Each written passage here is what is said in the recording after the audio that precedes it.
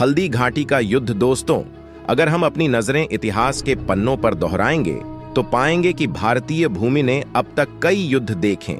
इनमें से कई युद्ध बाहरी आक्रांताओं को खदेड़ने के लिए लड़े गए, कुछ साम्राज्य विस्तार के लिए तो कुछ मातृभूमि की रक्षा के लिए।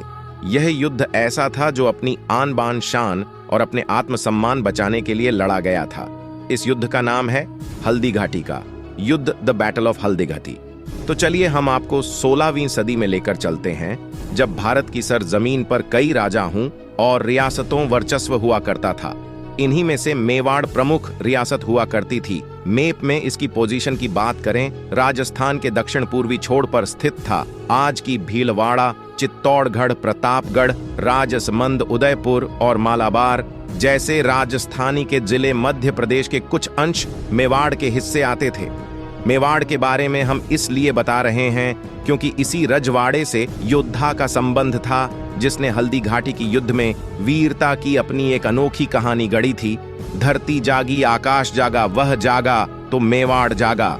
यह लाइन उस शख्स को बता रही है जिन्होंने अपनी आन बान शान के रखवाली के लिए अपने प्राण न्यौछावर कर दिए थे, यानी कि महाराणा प्रताप की। दोस्तों, हल्दी घाटी का युद्ध कब, कहां और किन वजहों से लड़ा गया था, इन सभी सवालों के जवाब तलाशने से पहले हम महाराणा प्रताप की एक छोटी सी जीवनी को देख लेते हैं। बात दरअसल 9 मई 1540 की है, जब मेवाड़ के राजा उदय सिंह जयबंता बाई के घर कीका का जन्म हुआ था।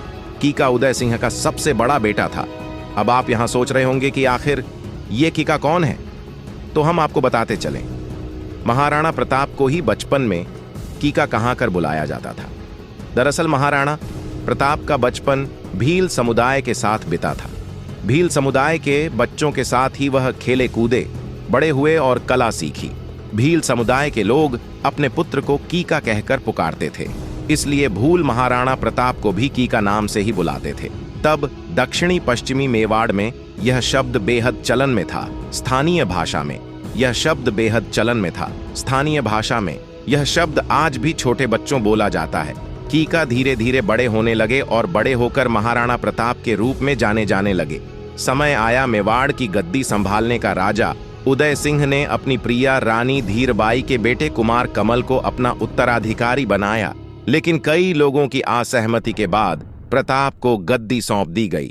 इससे आगे की वीडियो हम आपको दूसरे भाग में दिखाएंगे। आगे की वीडियो देखने के लिए वीडियो को लाइक करें और कमेंट में हर हर महादेव जरूर लिखें।